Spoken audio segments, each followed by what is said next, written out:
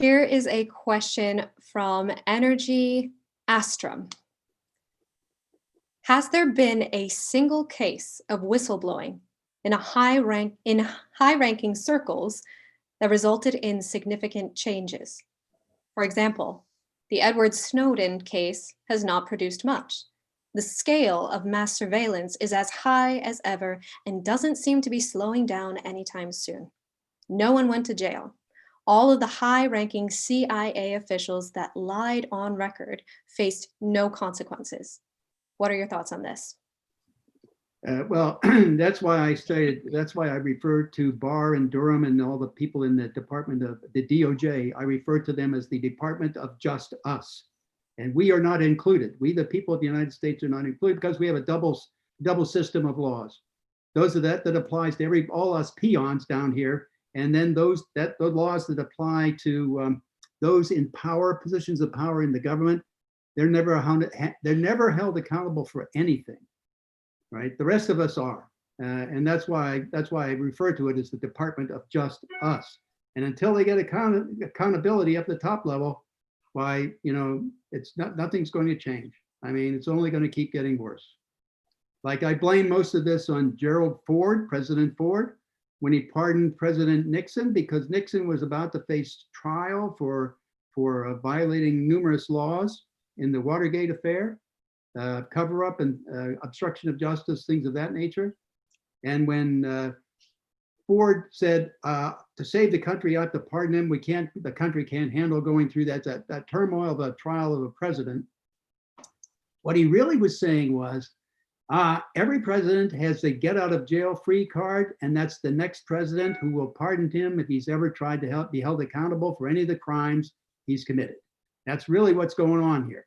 Here's how you cover up your crimes when you're in positions of power. You cover it up by not prosecuting. Like Comey went out and listed all kinds of crimes that Hillary Clinton had committed, and he said, but it's not enough to try. Give me a break. A fraction of that is what they try whistleblowers on. I mean, he just was out there admitting we are all a part. Hillary is a part of the Department of Just Us, and we are not included, and we're not trying her. That's the arrogance of these people.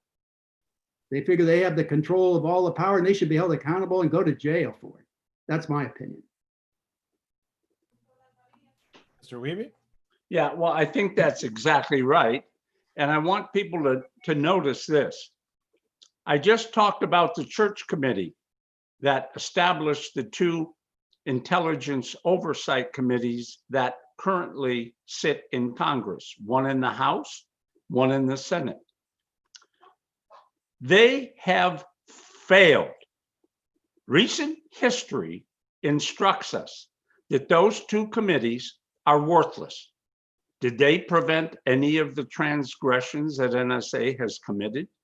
Did they prevent the Russiagate fiasco? No. Did they prevent the misuse of a FISA warrant to spy on an American? No. They have failed in every instance. So what we need to do is find a better way. And I would tell you, Bill and I have discussed what's really needed to do it right.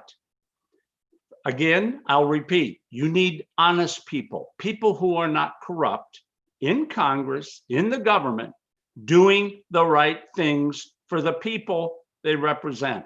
Us, the American people, we the people, not them the people, we the people. And then you need a mechanism that can truly spy on NSA to see what they're doing and if they're following the law. And when I say spy, I mean perform the kind of oversight that is necessary to ensure it isn't breaking the law. You need a small team of technicians, could be one of you, any of you, for example, sitting in a room with, say, 5 or 6 others, with computer access into every NSA network and database, so that you can see the kind of data analysts are accessing and whether it violates any law. So Congress would have a team of experts, or maybe the judiciary should have it. This should be a debate and a conversation.